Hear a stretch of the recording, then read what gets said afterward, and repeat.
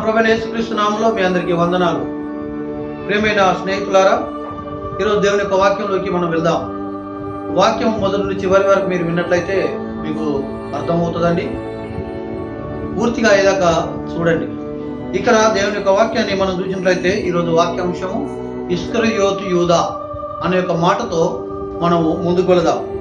ఈ యూదా ఎందుకు పడిపోయాడు, ఇతను పడిపోవడానికి కారణం ఏంటి అన్న విషయాలు మనం క్లుప్తంగా అర్థం చేసుకుందాం. ప్రియమైన మిత్రులారా, ఈరోజు చాలా మంది పడిపోతున్నారు. సేవలోకి వచ్చి చాలా గొప్ప సేవ చేసి మధ్యలో పడిపోతున్న వాళ్ళు ఉన్నారు. అలాగనే సంఘంలోకి వచ్చేసి చాలా దినాలు సంఘంలో ఉండి మంచి పనులు చేసి చివరికి సంఘంలో పడిపోతున్న వాళ్ళు ఉన్నారు. అలాగనే కుటుంబంలో మంచి పేరు తెచ్చుకొని కుటుంబంలో మంచిగా జీవించి చివరికి కుటుంబంలో పడిపోతున్న వాళ్ళు ఉన్నారు. సమాజంలో మరి కొన్ని దినాలుగా మంచి వాళ్ళుగా ఉండి మరి ఆ పడిపోతున్న వాళ్ళు ఉన్నారు. ప్రియమైన మిత్రులారా, నిలబడ్డాము అనుకోవడం గొప్పతనం కాదు, కానీ మరి పడిపోకుండా కాపాడుకోవడమే గొప్పతనం. ఈరోజు నిలబడ్డవాడు పడిపోకుండా తను తాను కాపాడుకోవాలి. అయితే కాపాడుకోవాలి అన్నట్లయితే ఈ యూదా ఏ రీతిగా పడిపోయాడు, అతడు పడిపోయిన దాన్ని మనం గ్రహించినట్లయితే మనం పడిపోకుండా కాపాడబడతాం. కాబట్టి ఈ యూదా పడిపోవడానికి కారణాలు ఏంటిది మనం అర్థం చేసుకుందాం. ఈ యొక్క వ్యక్తి ఇస్కరియోతు యూదా మరి కేరీతు వాడు అని మనం చూస్తుంటున్నాం. కేరీతు వాడు అనగా అపవాది యొక్క పుత్రుడు, అపవాది అనే యొక్క పేరు. ప్రియమైన మిత్రులారా, ఈ అపవాది అని పేరు కలిగిన ఈ యొక్క వ్యక్తే ఈ యొక్క యూదా. ఎందుకు అపవాది అని పేరు ఈ వ్యక్తికి వచ్చింది? ఎందుకు ఒక దేవుని సేవకుడిగా ఉన్న యొక్క వ్యక్తిలోకి అపవాది ఎలా ప్రవేశించింది? మనము ఆ యూదా గురించి మరి చూసినట్లయితే 6 జారుడు మెట్లు కనబడుతుంటున్నాయి. ఈ 6 జారుడు మెట్లను మనం ఒకవేళ చూసినట్లయితే ఖచ్చితంగా మనం పడిపోకుండా మనం కాపాడబడతాం. ఇక్కడ లూకా సువార్త 22వ అధ్యాయం 3వ వచనం ఒకసారి చదివినట్లయితే అంతటా 12 మంది శిష్యుల సంఖ్యలో చేరిన ఇస్కరియోతు అనబడిన యూదాలో సాతాను ప్రవేశించింది. ఎవరిలో ప్రవేశించింది? సేవకుల్లో సాతాను ప్రవేశిస్తాదా అంటే సేవకుల్లో, నిజమైన సేవకుల్లో ప్రవేశించదు. కానీ ఎవరిలో ప్రవేశించింది? ఇక్కడ సేవకుడని చెప్పుకుంటూ తిరుగుతున్న యొక్క వ్యక్తి, సేవకుల్లో చేరిన యొక్క వ్యక్తి, సేవకుడు కాదు, సేవకుల్లో చేరిన యొక్క వ్యక్తిగా మనకు కనబడుతున్నాడు. కనుక ప్రియమైన మిత్రులారా, ఈ వ్యక్తి దేవుడి యొక్క సేవకులలో చేరిపోయాడు. అంటే కోడి పిల్లల్లో బాతు పిల్ల చొరబడ్డట్లుగా, కోడి పిల్లలాగానే మరి ఈ యొక్క పొదిగింపబడ్డారు. మరి కోడికే ఈ బాతు గుడ్డ వేసినప్పుడు పుట్టారు. కానీ చివరికి ఆ పిల్లలు అయిన తర్వాత ఆ కోడి పిల్లలతో కలిసి తిరుగుతున్నారు. కానీ బురదగుంట వచ్చిన తర్వాత ఆ బాతు పిల్ల ఆ యొక్క బురదగుంటలోకి వెళ్ళిపోయిందంట. అదే రీతిగా ఈ యొక్క వ్యక్తి కూడా ఎలాంటి వాడు అంటే మరి దేవుని యొక్క సేవకుల్లో చేరిపోయిన యొక్క వ్యక్తి, దేవుని సేవకుడిగా చలమనవుతున్న యొక్క వ్యక్తిగా మనకు ఆగుపడుతున్నాడు. ఈ 12 మందిలో ఈ యూదలో సాతాను ప్రవేశించింది అని గమనిస్తున్నాం. ఎందుకు ప్రవేశించింది? ఇతను ప్రవేశించడానికి కారణం ఏంటిదో మరి కొన్ని విషయాలు మనం కిందకి చూసుకుందాం. ప్రియమైన మిత్రులారా, మొదటిగా ఇతడు ఒక ఆశాజీవి అనగా ఒక దొంగ. ఈ ప్రపంచంలో ఉన్న అన్నిటిపై ఆశ కలిగిన యొక్క వ్యక్తి అని మొదటిగా మనం గమనించాలి. ఇతను పడిపోవడానికి కారణం ఆశాజీవి. ఏ రీతిగా అంటే యోహాను సువార్త 12వ అధ్యాయం 6వ వచనం చూస్తున్నాం. డబ్బు సంచి ఇతని దగ్గర ఉన్నందున ఇతను దొంగ. ఇతను దొంగండి. వాడు ఇలాగూ చెప్పినది, బీదల మీద శ్రద్ధ కలిగి కాదు గాని వాడు దొంగ అయి ఉండి తన దగ్గర డబ్బు సంచి ఉండినందున అందులో వేయబడినది దొంగిలించుచు వచ్చాను కనుక అలాగూ చెప్పాను. అంటే ఎలా చెప్పిందంట? ఒక స్త్రీ వచ్చేసి తన దగ్గర అత్తరి గుడ్డును పగలగొట్టి యేసయ్య పాదాలకు పూచి తన వెంట్రుకలతో తన కాళ్ళను తుడుస్తుంటే ఆ యూదా గారు వచ్చేసి అంటున్నాడు, ఏమమ్మా ఎందుకు పగలగొట్టేశా? ఇది ఇలాగే నమ్మితే చాలా డబ్బు వచ్చేది. ఈ డబ్బు కొండపోయి పేదలకు పంచేస్తాం కదా. బైబిల్లో రాయబడింది కదా, పేదలకు పంచేయమని తీర్పు 15వ అధ్యాయం 10వ వచనంలో. కాబట్టి నువ్వు ఎందుకు పగలగొట్టేశావు అని చెప్పేసి, ఇది పగలగొట్టకుంటే పేదవాళ్ళు ఎంతో మంది బాగుపడదు కదా అని చెప్పేసి మాట్లాడుతున్నాడు. ఏమైనా మిత్రులారా, పేదవాళ్ళ మీద యొక్క ప్రేమతో కాదని ఇతను మాట్లాడుతున్నది. ఇతడు మాట్లాడుతున్నది పేదవాళ్ళకు ధనము సహాయం చేయాలని కాదు, పేదవాళ్ళకు డబ్బులు ఇవ్వాలని కాదు. కానీ తన దగ్గర డబ్బు సంచి ఉన్నది కనుక ఆ డబ్బు సంచి ద్వారా ఆ డబ్బు సంచిలోకి ధనం రావాలి కనుక ఇతను మాట్లాడుతున్నాడు. పేదవాళ్ళ మీద ప్రేమతో మాత్రం కాదు. ప్రేమైన మిత్రులారా, ఇక్కడ మనం చూసినట్లయితే ఇతని దగ్గర ఏం కనబడుతుంది? డబ్బు సంచి ఉంది కనుక ఆ డబ్బు సంచిలోకి ఏ రీతిగా రావాలని ప్రయత్నం చేస్తున్నాడు. మనం చూస్తున్నాం యోహాను సువార్త 13వ అధ్యాయం దాన్ని 29వ వచనంలో చూస్తున్నాం. తన దగ్గర డబ్బు సంచి ఉంది కనుక అని ఇక్కడ రాయబడి ఉంది. ఈ డబ్బు సంచి ఉన్నందున ఆ సంచిలోకి డబ్బు రావాలి. అది అతని యొక్క ఆలోచన. ప్రియమైన మిత్రులారా, రెండవదిగా మనం ఇక్కడ చూసినట్టయితే ఈ డబ్బు సంచి దేని కొరకు ఉపయోగించాలి? డబ్బు ఉంటే అంటే పేదవాళ్ళకి ఇవ్వడానికి ఉపయోగించాలి. మరి ఈ లోకంలో మనం చూసినట్టయితే డబ్బు ఉండగలిగిన వాడు, డబ్బు సంచి ఉన్నవాడు ఎవరికి ఇవ్వాలి? పేదవాళ్ళకి ఇవ్వడానికి ప్రయత్నం చేయాలి. కానీ డబ్బు ఉన్నవాడు ఈరోజు పేదవాళ్ళకి ఇస్తున్నాడండి. పేదవాళ్ళ దగ్గరికి వెళ్ళి కొట్టుకొని వారు ఇల్లు కట్టుకుంటున్నారు. పేదవాళ్ళ దగ్గరికి వెళ్ళి కొట్టుకొని వారు పెద్దగా అవుతున్నారు. ఈరోజు ప్రజల దగ్గరికి వెళ్ళి కొట్టుకొని ప్రజల డబ్బును అధికారులు అంటూ రాజకీయంలో వారు ఉంటూ వారు ఎన్నో బిల్డింగ్లు ఎన్నో ఆస్తులు సంపాదించుకుంటున్నారు. తప్పుడు లెక్కలు, తప్పుడు వ్యవస్థ. జాబ్ ఉన్నది అంటే ఆ ఉద్యోగంలో మరి లంచాలు తీసుకోవడం, ఆ డబ్బులు తీసుకొని వారు పెద్దగా అవ్వడం కొరకు మాత్రమే ఉపయోగిస్తున్నారు. కానీ పేదవాళ్ళ మీద ఆలోచన లేదు, పేదవాళ్ళకు సహాయం చేయాలన్న ఆలోచన లేదు.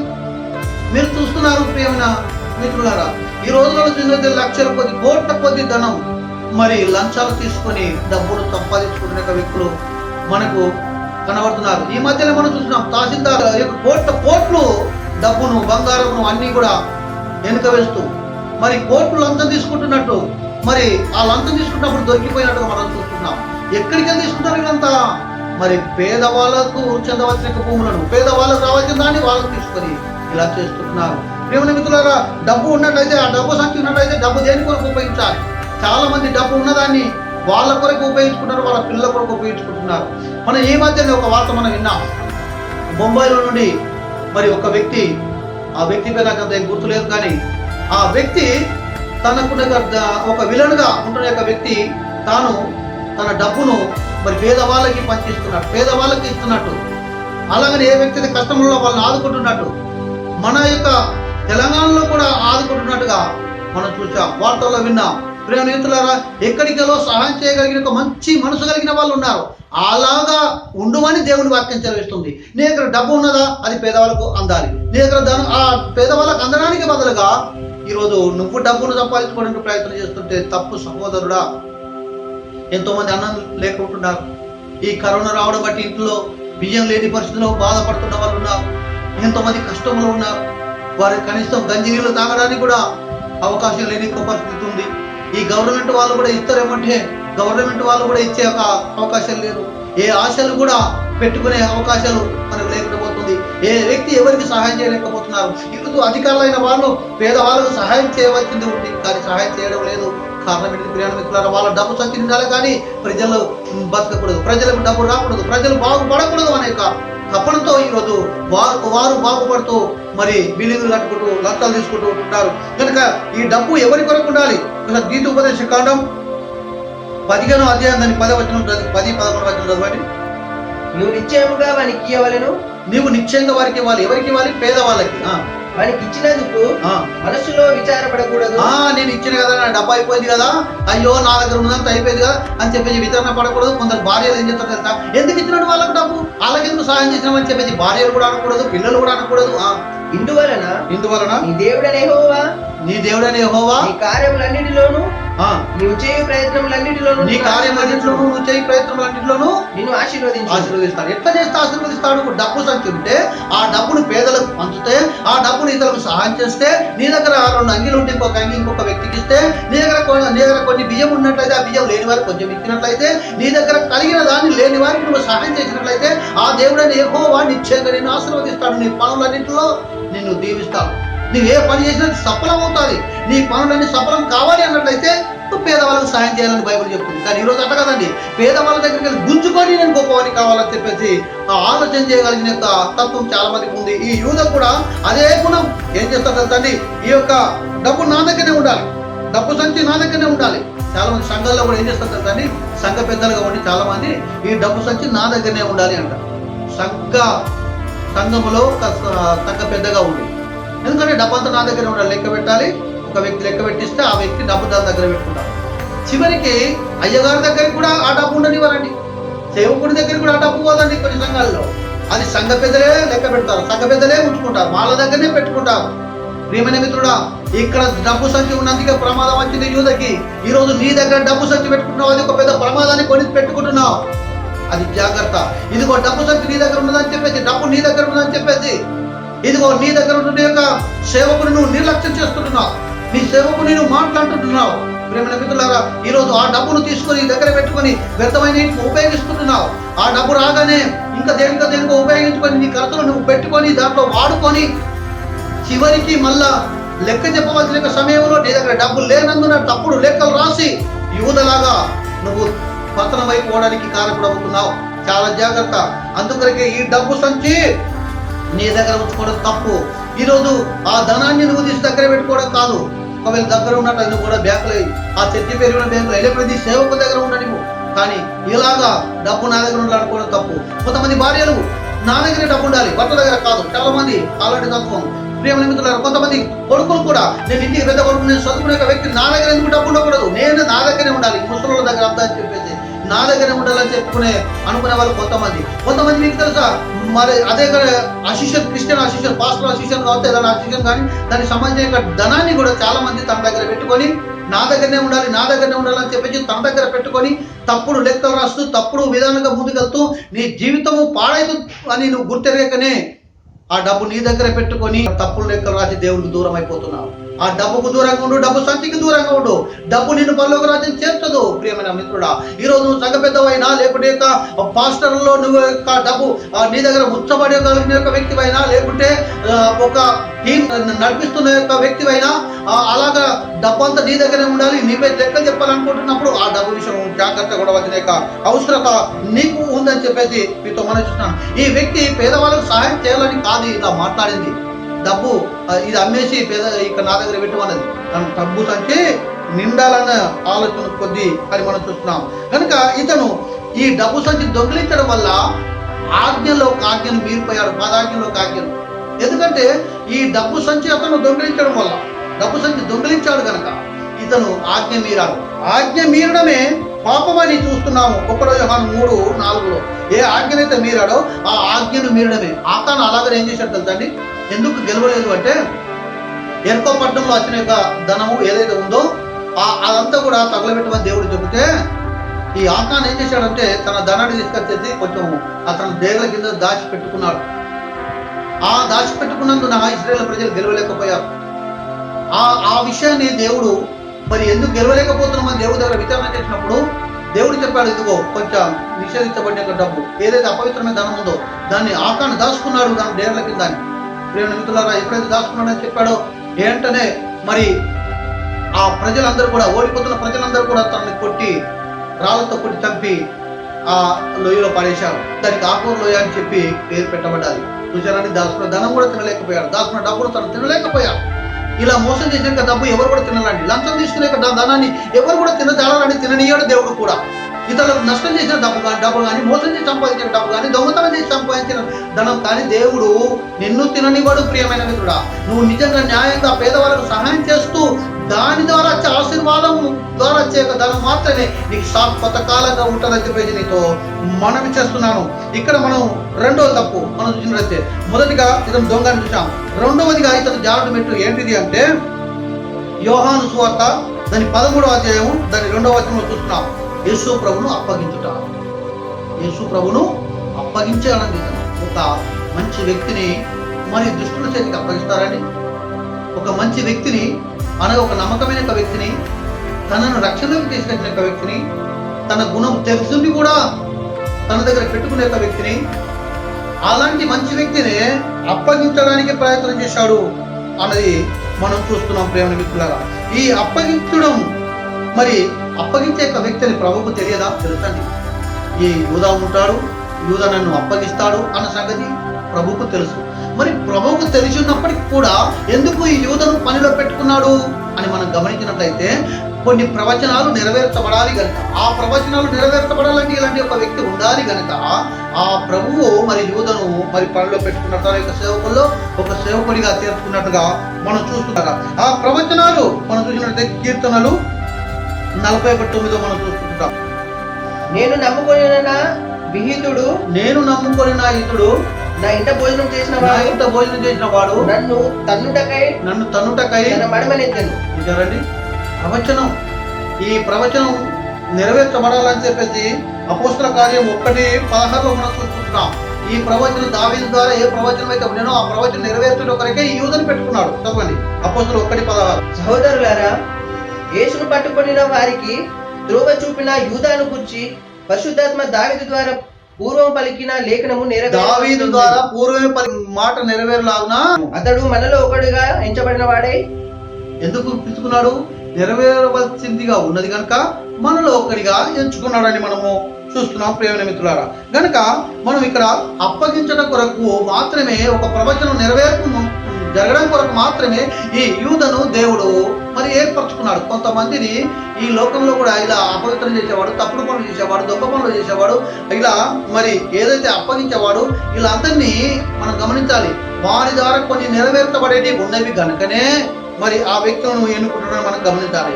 మూడవదిగా మనం చూసినట్లయితే ఆయనను అమ్ముకున్నారు అని మనం చూస్తున్నాం ప్రియమైన మిత్రులారా. ఈ ఎప్పుడైతే ఆ రక్షణకు తీసుకొచ్చిన గురువు ఉన్నాడో, తను నడిపించగలిగిన యొక్క దేవుడు ఉన్నాడో, ఆ దేవుణ్ణే అమ్ముకోగలిగిన యొక్క మనస్తత్వము ఈ వ్యక్తికి కనబడుతుంటుంది.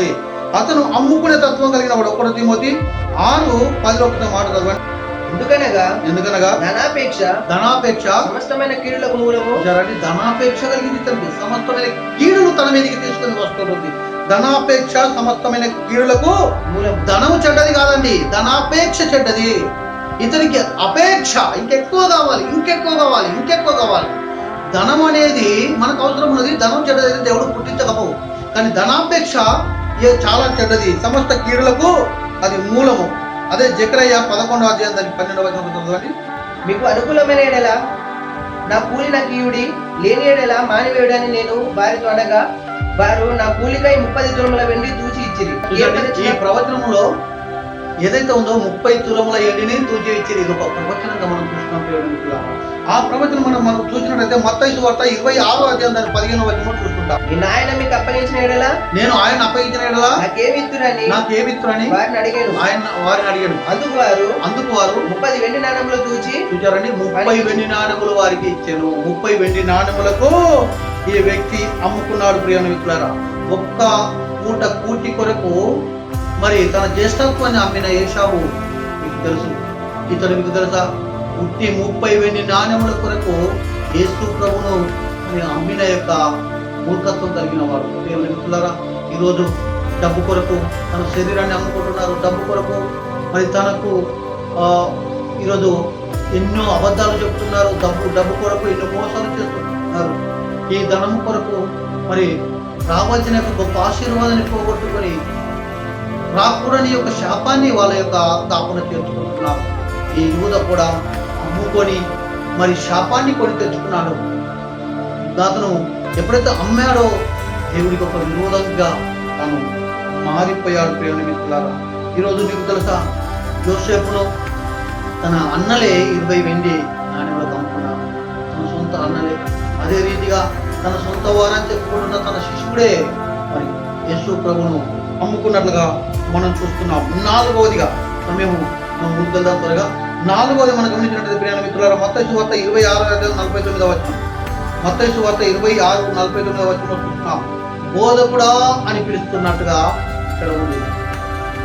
వెంటనే యేసునొద్దకు వచ్చి బోధకుడా నీకు శుభమని చెప్పి ఆయనను ముద్దు పెట్టుకున్నాడు. ఏమని ముద్దు పెట్టుకున్నాడు? ఇతను నీకు శుభమని చెప్పాడు. బోధకుడా అని మాట్లాడుతున్నాడు. ఈ బోధకుడా అని మాట్లాడుతుంటే ఇది ఏమి తెలియని యొక్క అన్యుడు పిలుస్తున్నట్టుగా కనపడుతుంది. ఇది దేవుడి గురించి తెలియని యొక్క అన్యుడు వచ్చి బోధకుడా అని పిలుస్తున్నట్టుగా ఈ పిలుపు, అంటే ఒక గర్వంతో కూడిన యొక్క పిలుపు. వారు ఎవరో తెలియదు, అతనికి నాకు సంబంధం లేదు అనుకున్నట్టుగా పిలుస్తున్న యొక్క పిలుపుగా మనకు అగుపడుతుంది. యోహాను సువార్త 8:4 మనం చూసుకుంటుంటాం. ప్రియమైన మిత్రులారా, ఇదొక బయట వాళ్ళ పిలిచినట్టుగా మనకి ఇక్కడ అగుపడుతుంటుంది. ఒకసారి చదవండి అన్నమాట. బోధకుడా ఈ స్త్రీ వ్యభిచారం చేస్తున్నది పట్టుబడెను అట్టి వారిని రాళ్ళు రువ్వి చంపవలెనని ధర్మశాస్త్రంలో మోషే ఆజ్ఞాపించింది కదా. అయినను నీవేమి చెప్తున్నావని అడిగింది. అంటే యేసు ప్రభువును ప్రశ్నించి అడిగిన వ్యక్తిలాగా ఇతను అడిగినట్లుగా అదే మార్కు సువార్త 14:14 ఉంది. చదవనక్కర్లేదు. ప్రియమైన మిత్రులారా, ఆ రీతిగా ఇతడు అడుగుతున్నాడు. నిజంగా దేవుడు అందరినీ ప్రేమించేవాడు, మనం కూడా అందరినీ ప్రేమించాలి కనుక ప్రియమైన మిత్రులారా, ఇక ఆ రాజులను సన్మానించాలని బైబిల్ చెప్తుంది. ఈ లోకంలో అందరినీ కూడా మనం మంచిగా ప్రేమించి మాట్లాడాలి. కానీ మన మాట తీరు ఎక్కువ ఉంటుందంటే చాలా సార్లు వీడు అనే మాట కనబడుతుంటారు. ఎదురి యొక్క వ్యక్తిని చిన్నగా అంచనా వేసుకుంటున్న యొక్క వ్యక్తులు చాలా మంది ఉన్నారు. తప్పుడుగా మాట్లాడుతున్న యొక్క వ్యక్తులు ఉన్నారు. ఈరోజు అధికారులైన వారిని సన్మానించమని మరి బైబిల్ చెప్తుంది. కానీ ఈరోజు అందరినీ ప్రేమించాలి, అధికారులైన వారిని సన్మానించాలి, మనం గౌరవించాలి, అందరికీ మాదిరికరంగా ఉండాలి అని చెప్పి బైబిల్ చెప్తుంది. కానీ ఇక్కడ మనం ఏం చేస్తున్నాం? అదే 1 పేతురు 2:1 ఆ మాట చదవండి. ప్రభువు దయాళుడని మీరు రుచి చూచి ఉన్న ఎడల ప్రభు దయాళుడని రుచి చూచి ఉన్న ఎడల సమస్తమైన దుష్టత్వమును సమస్తమైన కపటమును వేషధారణను అసూయను సమస్త దూషణ మాటలను మాని కొత్తగా జన్మించిన శిశువులను పోలి సమస్త దూషణకరమైన మాటలన్నీ మానాలి. ఈ రోజులలో అవి మానడం లేదు. ఇష్టమైన పిలుపులు, ఇష్టమైన మాటలు, ఇష్టమైన దూషణలు, సమస్త కీళ్లకు సంబంధించిన దూషణలు మాట్లాడుతున్న వ్యక్తులు చాలా మంది ఉన్నారు. యూదా కూడా అలాగనే మాట్లాడాడు. కనుక ఇతను జారడానికి ఒక మెట్టు మనకు కనబడుతుంది. ప్రియమైన మిత్రులారా, 5వ మెట్టు మనం చూసినట్లయితే ప్రియమైన మిత్రులారా, ఈ 5వ మెట్టులో మరి ఇక్కడ పాపుల గుంపులో మరి ఈ వ్యక్తి చేరినట్లు, ఏ వ్యక్తి అయితే ఇస్రాయేలు యూదా ఉన్నాడో ఎక్కడికి వెళ్ళిపోయాడు అంటే పరిశుద్ధులైన వారి గుంపులో నుండి వెళ్ళిపోయి పాపుల గుంపులో చేరినట్టుగా మనం చూస్తున్నాం. ఇక్కడ మనం మత్తయి సువార్త 26:45 చదవండి. అప్పుడే ఆయన తన శిష్యుల యొద్దకు వచ్చి ఇక నిద్రపోయి అలసట తీర్చుకునుడి. ఇదిగో ఆ గడియ వచ్చి ఉన్నది. మనుష్య కుమారుడు పాపుల చేతికి అప్పగింపబడుచున్నాడు. లెండి వెళుదాము. ఇదిగో నన్ను అప్పగించువాడు సమీపించి ఉన్నాడని వారితో చెప్పాడు. ఆయన ఇంకా మాట్లాడుతుండగా 12 మందిలో ఒకడగు యూదా వచ్చెను. వారితో కూడా బహు జన సమూహము కత్తులు కుదియలు పట్టుకొని ప్రధాన యాజకుల యుద్ధ నుండి ప్రజల పెద్దల యుద్ధ నుండి వచ్చింది. ఇక్కడ మనం చూసినట్టయితే యేసు ప్రభు యొక్క శిష్యులు అక్కడ వారు ప్రార్థన చేస్తూ ఉండమన్నప్పుడు వాళ్ళు నిద్రపోతుంటున్నారు. యేసు ప్రభు గెస్తమని తోటకు వెళ్ళిపోయాడు. ఆ ఒక గుంపు అందరు కలిసేసి మరి ఆ యొక్క గెస్తమని తోటలకు తన శిష్యులను తీసుకొని వెళ్ళిపోయారు. అక్కడ యేసు ప్రభు ప్రార్థన చేస్తుంటున్నాడు. కనుక వీళ్ళ గుంపు గెస్తమని తోటలో ఉంది. కానీ ఆ గెస్తమని యొక్క తోటలో నుండి ప్రియమైన మిత్రులారా, ఆ తోటలో నుండి మరి తోట బయట నుండి ఒక గుంపు రావడం మొదలుపెట్టింది. ఆ గుంపు ఏ గుంపు అంటే చాలా విస్తారమైన చాలా జనము అక్కడికి వస్తున్నారు. వాళ్ళు ఎలాంటి వాళ్ళంటే కత్తులు ఉన్నాయి వాళ్ళ దగ్గర, గురియలు ఉన్నాయి వాళ్ళ దగ్గర, వాళ్ళను దగ్గర మనుషులు వాళ్ళ దగ్గర చంపడానికి అన్ని విధాలుగా ఉన్నాయి. కనుక ఈ యూదా ఏ గుంపులో ఉన్నారు? ఇక్కడ యేసు ప్రభుతో ఉన్న గుంపులో లేడు. కానీ మరి తిరిగి పాపపు గుంపులోకి ప్రవేశించినట్టుగా మనకి ఇక్కడ అర్థమవుతుంది.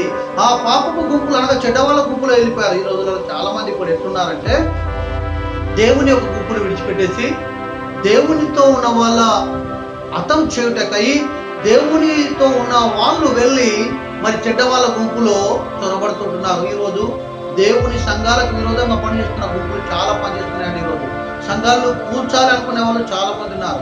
సేవ జరగద్దు అనుకునే వాళ్ళు చాలా మంది ఉన్నారు. క్రైస్తవులను చంపేయాలనుకునే వాళ్ళు చాలా మంది ఉన్నారు. క్రైస్తవులను నిందలు వేయాలనుకునే వాళ్ళు చాలా మంది ఉన్నారు.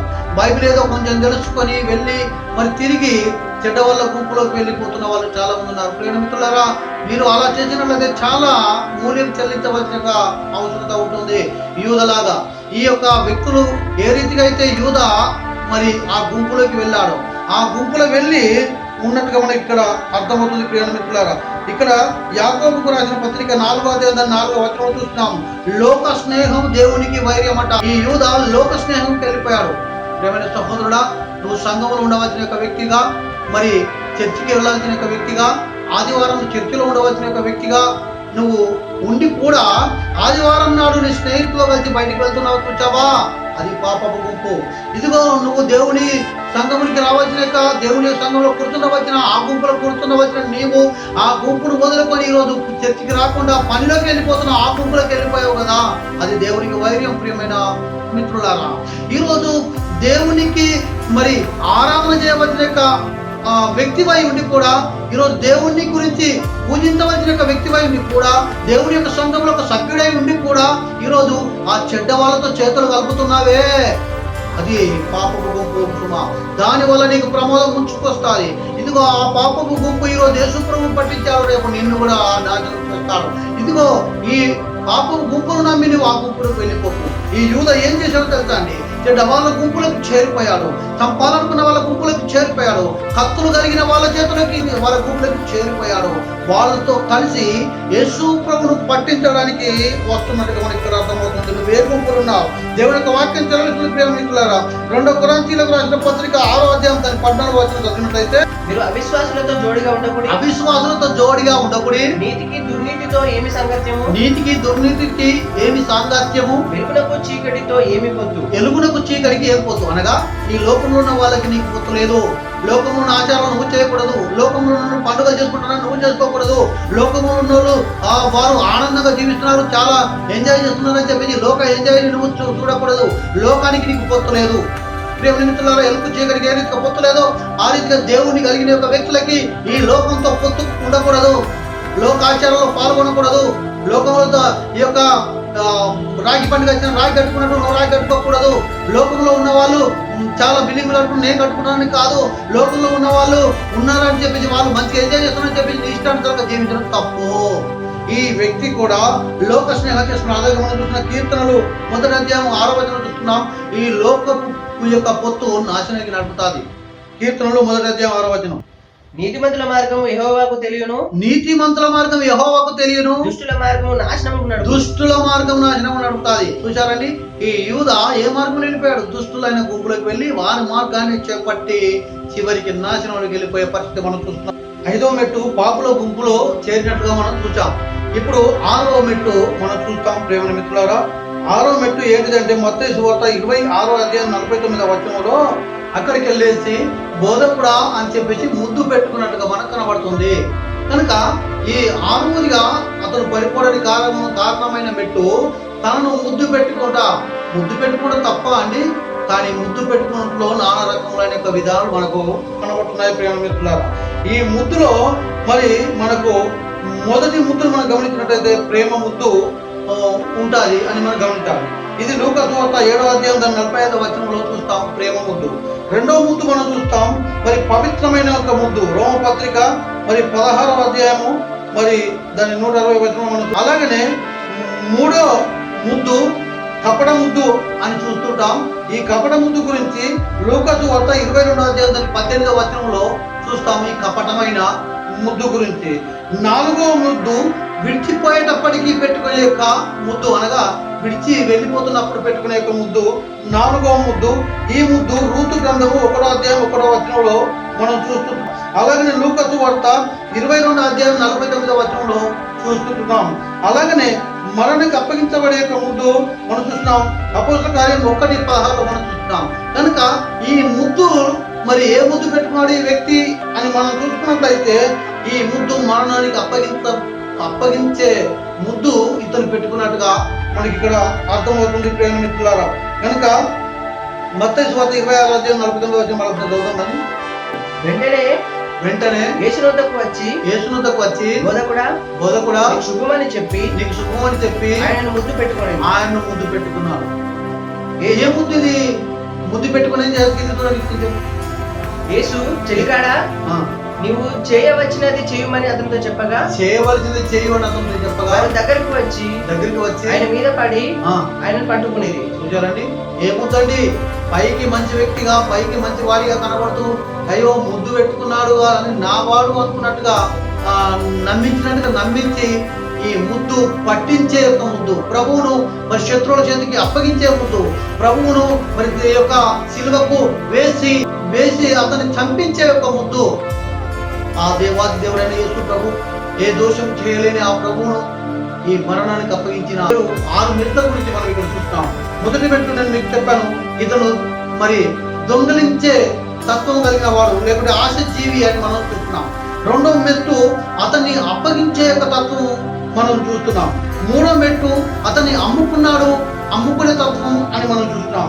4వ మెట్టు బోధకుడు అని పిలిచి, అనగా ఆ పిలుపులో తేడా కలిగిన యొక్క వ్యక్తిగా మనం చూస్తున్నాం. 5వదిగా పాపుల గుంపులోకి వెళ్ళిపోయిన యొక్క వ్యక్తిగా మనం చూస్తున్నాం. 6వదిగా ముద్దు పెట్టి పట్టించే వ్యక్తిగా ఈ 6 తత్వాలు కలిగిన వ్యక్తి కనుకనే చివరికి ఇతను ఏమైపోయాడు తెలుసా ప్రేమిస్తున్నారా? ఇతను పట్టించాడు ప్రభువును సిలువకేసి. ఆ దేవాది దేవుడు ప్రజలందరి కొరకు తన సిలువలో వేలాడుతూ ఉంటున్నప్పుడు, ఇది ఒక నీతిమంతుని నేను పట్టించాను, నీతిమంతునికి నేను ద్రోహం చేశానని తన బాధను తాను తెలుసుకొని, తన తప్పుడు తాను తెలుసుకొని, ఏ వెండి నాణములు మరి అతనికి ఇవ్వబడ్డాయో ఆ వెండి నాణములతో పొలం కొని, ఆ పొలంలో వెళ్ళేసి ఉరి పెట్టుకొని, ఆ ఉరి తాడు తెగి కింద పడి, ఒక కుక్కను గుంతుగా పోయి పడేసిన తాడుతో ఉరి పెట్టుకున్నాడు అతను. ఆ తాడు తెగి కింద పడి ఆయన బొర్లుకుంటూ వెళ్ళి ఒక బండకు తల తరిగి, అలాగనే తన పేగులన్నీ బయటికి వెళ్ళిపోయి ఘోరమైన సావు చనిపోయాడు యూదా. ఏమైనా మిత్రులారా, ఇంత ఘోరమైన సావు ఆ యూదను మనం చూస్తున్నప్పుడు నిజంగా అలాంటి తప్పులు మనం చేయలేము. ఎందుకంటే మనం దేవుని యొక్క రక్తంలో కలగబడ్డ వాళ్ళం. దేవుడు మనల్ని పెంచుకున్నాడు. ఈరోజు దేవుడు మనల్ని రక్షించుకోవాలని ఆయన తపనతో ఆయన ప్రాణం పెట్టాడు. ఈరోజు మనం రక్షింపబడిన వాడు, వెలిగింపబడిన వాడు మళ్ళీ పాపంలోకి వెళ్ళిపోకూడదు, మళ్ళీ యూదలాగా మారకూడదు. ఒకవేళ నువ్వు వెనుకకి వెళ్ళిపోవాలని యూద లాంటి తత్వాలు ఏదైనా ఉన్నట్లయితే అవన్నింటిని మానుకో. ఈ యూదలాగా నీకు ఇంకేమైనా అలవాటు ఉన్నట్లయితే అలాంటి అలవాట్లన్నీ కూడా మానుకో. కొరకు బ్రతుకు. ఇట్టి మాట దేవుడు దీనికి